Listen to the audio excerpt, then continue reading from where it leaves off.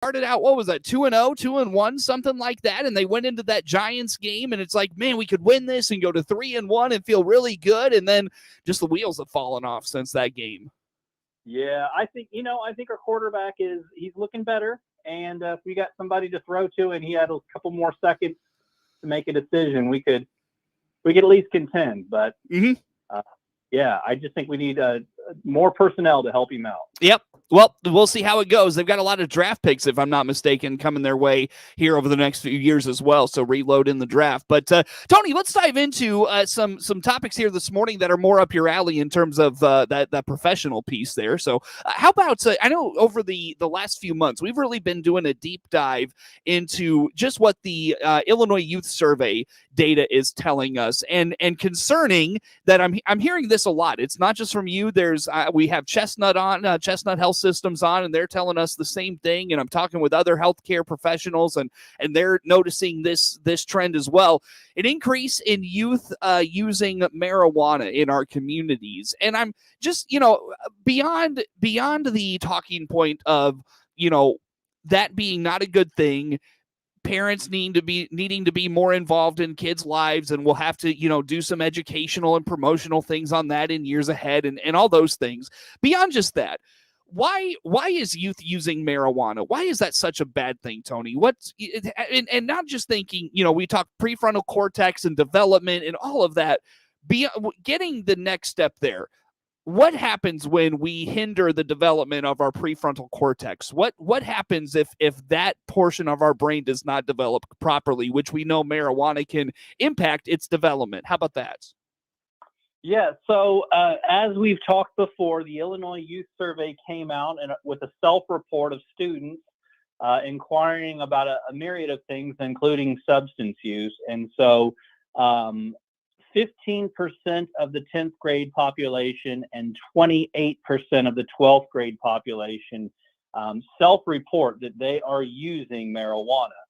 We've always been curious about how the effects of legalization of recreational marijuana would impact our youth. One, just because of ease of access. So you no longer have to obtain marijuana if you're an adult through a criminal transaction, but now you can just go and pick it up at a distribution center, as well as trying to figure out how to combat the message of you can't use marijuana because it's illegal, and now it is. So great questions about long-term effects. So looking at some information that's on the National Institute on Drug Abuse, or NIDA, we see that there are some long-term effects on a pre-developing brain. So the brain doesn't fully develop until around 23 to 25 years of age.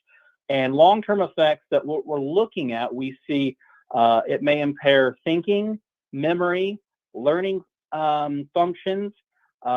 We have seen longitudinal studies where there are fewer neural fibers, so that ability for neurons to be able to have what we call neural plasticity, or being able to think in abstract ways, all of that being challenged. And there is also some interesting stuff that's out there from Duke University that shows that people that started using marijuana heavily in their teens had an average of 8 IQ points fewer when they go into an adult, compared to individuals that were not defined as heavy use marijuana users. So lots of stuff that's in there, let alone some of the natural exacerbations or increases in probability for people that are using long-term heavy use marijuana to develop temporary psychosis, or to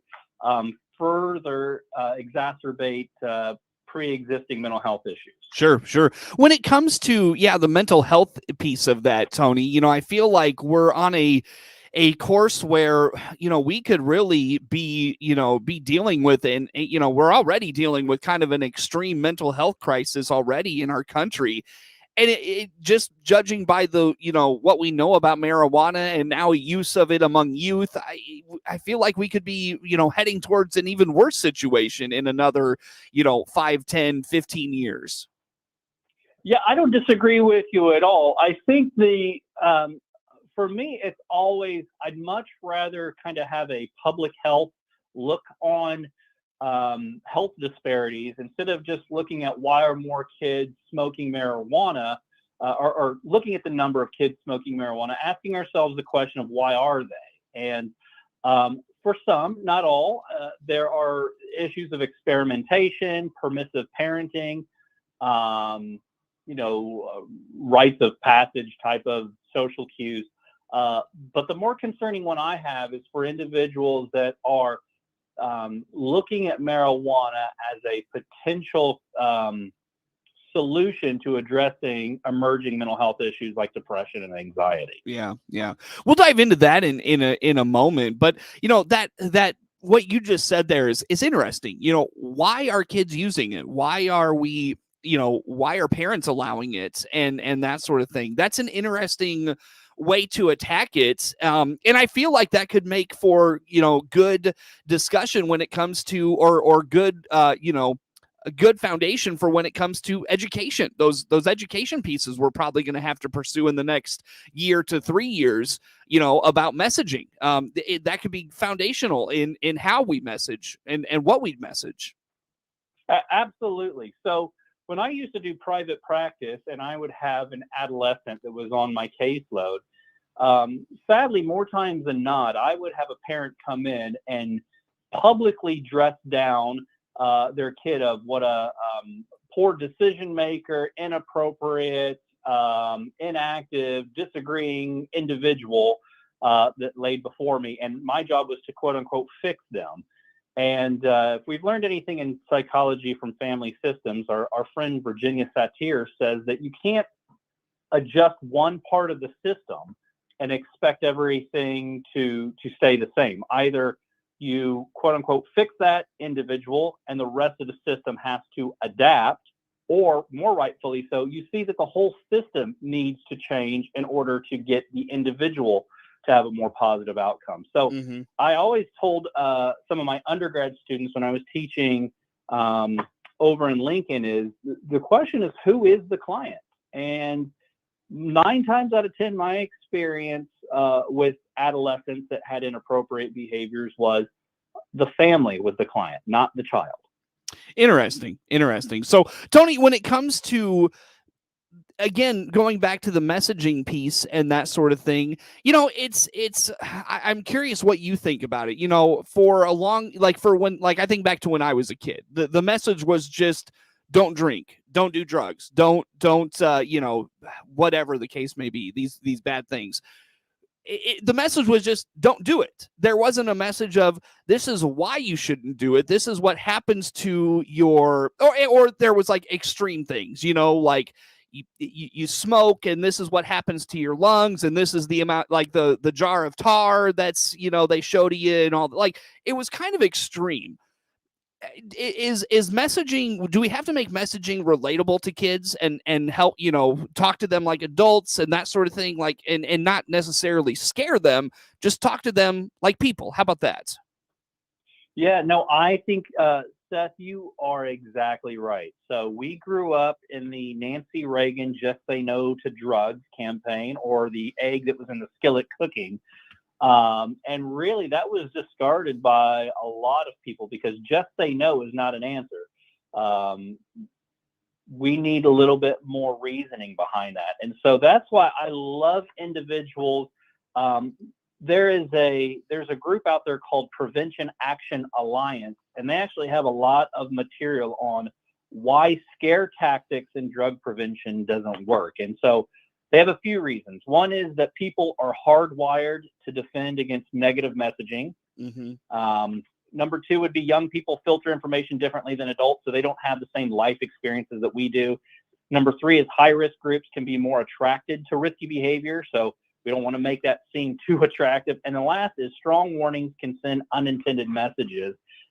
So really the most effective way to do drug prevention is to present information in a rational, factual way. Mm-hmm. Instead of just don't do it, say, again, your brain is still developing, and if you impair the natural development of your brain, you could have long-term effects in memory, psychosis, reasoning, motivation, and those are all empirically based. Those cannot be argued versus making an issue of morality or character development. Right. Well, and I just, as I look at the clock, we're kind of coming up on a break, Tony, but I was curious, going back to that mental health piece, and perhaps if we don't have a course correction here somewhat soon, the problems we could be facing in the next 10 some odd years, is this a fixable issue if we get there? Does that make sense? Like when we get there, whatever the case may be, can we fix this? Can we help people? Can we, whether it's through psychology, whether it's through, emotional, mental supports, whatever the case may be, can we make this right down the road if we can't correct this right now? I'm an optimist, and I would say absolutely. I think that while you're still going to have the cultural permissive parenting on some issues, and you're going to have the experimental stage for some adolescents, sadly, I do think that as a culture, we are doing better on, one, destigmatizing mental health, so individuals feel more empowered to address their overall wellness. As well as the school systems are really putting a lot of focus on social emotional learning, of teaching individuals mindfulness, being aware of what their body is communicating to them, and ways that they can address mental stresses and strains. Well, Tony, where do folks go to find support through the services the Piatt County Mental Health Center offers? We would love to have a conversation with you. Have a phone call at 217-762-5371 or visit us online at PiattMHC.org. Tony Kirkman is the executive director of the Piatt County Mental Health Center. My guest on the phone here for this morning. We take a break. More to come with him on the WHOW Morning Show.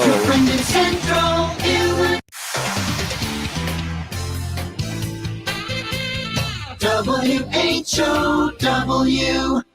This is Connie from Love It Once More Thrift Store in Clinton. Did you know we're a nonprofit thrift store helping local people in need? We're only able to do this when people like you shop and donate. Follow us on Facebook or dwhatdailynews.com to hear our weekly sales. Hi, this is Ryan Utterback at Utterback Real Estate, and we've got you covered. It's finally time for pumpkin spice and coveralls. No, I mean covering all of our buyers and sellers' needs. Like pumpkin spice coffee and caramel covered apples. And that's why you're the other Ryan. Get covered by clicking the Utterback Real Estate icon at DeWittDailyNews.com.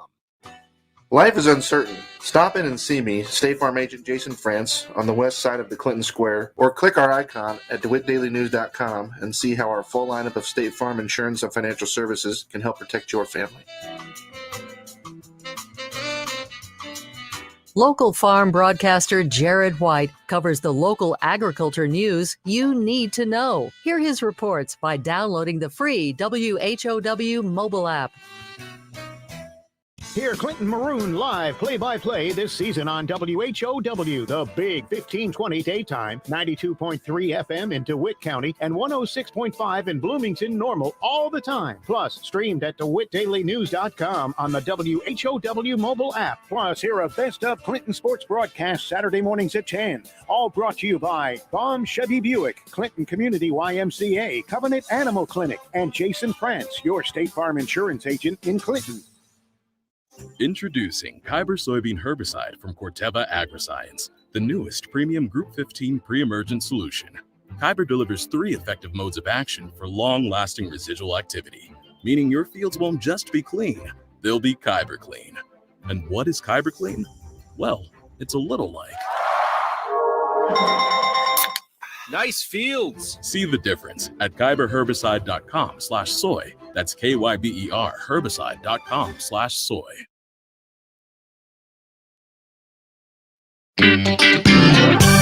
Your friend in Central Illinois, WHOW. Once again, a good morning. Thanks for being with us. I'm your host today, Seth Lawrence. The WHOW Morning Show streams to Facebook and YouTube, brought to you by Peterson Insurance, your Pekin Insurance agent in Clinton. Tony Kirkman is the executive director of the Piatt County Mental Health Center, my guest on the phone. And Tony, we were talking about the Illinois Youth Survey in our last segment, and the results of increased use in with marijuana in kids, and what that can mean long term, and some of the the downfalls, and then how we message and how we address it and those sorts of things. And you mentioned in that conversation about the use, understanding why kids are using, and among one of the reasons is a self-medicating process. And I told you in our email yesterday, confirming our time together, I had this conversation with my wife a while back about self-medicating, and I think a lot of people maybe misunderstand what self-medicating means and what it is. Break that down for us, if you don't mind, to talk here in this segment. Sure. So from my understanding, self-medication is using a non-prescribed substance to address a mental health issue. So it's not the substance themselves, but it's using something that doesn't require the same oversight that prescription medication would use. So, for example, if you had a surgery, the doctors would take in consideration your age, your height, your weight, your gender, your ethnicity, to prescribe medication. And then there would be a significant amount of oversight to seeing how that medication affects you emotionally, physiologically, and psychologically. And with the usage of non-prescribed medication, in this case it'd be marijuana, you don't have the same medical oversight that helps with accountability. So when it comes to self-medicating, it's less about, is it less about like, oh, I've got a sore shoulder, I'm going to do a joint, or I've got, like my like I've got an ache or a pain, I'm going to drink the pain away. It's less of that, it sounds like. That's my understanding too. We can, no pun intended, we can abuse the term self-medicating outside of its proper context. The easiest way that I understand it is it lacks medical oversight. So when it comes to self-medicating, Tony, and the things we're doing there to kind of numb the emotional and mental things we're going through, when it comes to that, it's obviously it's very temporary. So again, kind of going back to messaging, how do we handle this? How do we talk to people about this? Well, I think that you just hit the nail right on the head, because we need to be honest and we need to be transparent with our messaging. And so the reality is, in the temporary, individuals that utilize medication to address depression or anxiety may appear to have an immediate effect of addressing those issues. So I'm anxious or I'm depressed, so I'll roll a joint or I'll have a drink of beer socially. And in that very immediate moment, there seems to be potentially a relief of those symptoms. Mm-hmm. However, it's the longitudinal look at that abuse of, it makes no sense of putting a depressant into a depressed body. Sooner or later, you're going to crash. Sooner or later, the party's over. Again, we talked about the long-term effects on a brain that is yet to develop. So we can't just say that it's bad, because in the moment, it appears that it works. So what we need to do is, instead of saying it's bad, it doesn't work, we need to say there is a more healthy, accountable way of addressing emotional distress. Huh. Interesting. Tony, as it relates to self-medicating, how, we talk about the increase in, emotional and mental problems that we're seeing, and people, seeking counseling and help for that. Do you think that because people self-medicate, they are like maybe those numbers we look at, and they're maybe a little bit higher than what we know to be true in terms of just data. How about that? Possibly. I mean, one of the more concerning parts that I have is that we are habitual creatures, and it's a bad pun, but I tell parents that there is more that is caught than there is that's taught, which means that our modeling of behaviors has a deeper impact upon our children than what our words do. And so if I see mom or dad come home after a stressful day, and the only way they can relax is by putting down a six-pack every day, I will have learned that that is how you address anxiety, stress, or depression. Now, I'm not pious, and I don't have an axe to grind against people that want to consume alcohol or even recreational marijuana. My concern is, what is the underlying message that we're sending to our youth? Is that the only way to address those symptoms? Right. Yeah, for sure. Behavior is learned among our kids. So yeah. Yep. Definitely. Tony, I got to let you go, my friend. I hate to do this to you. How do folks follow along with all the things going on at your agency, the Piatt County Mental Health Center? Yeah, give us a call, 217-762-5371. Check us out on Facebook or visit us online at piattmhc.org. Tony Kirkman, Executive Director of the Piatt County Mental Health Center, my guest on the phone. Network news on the way. Show W.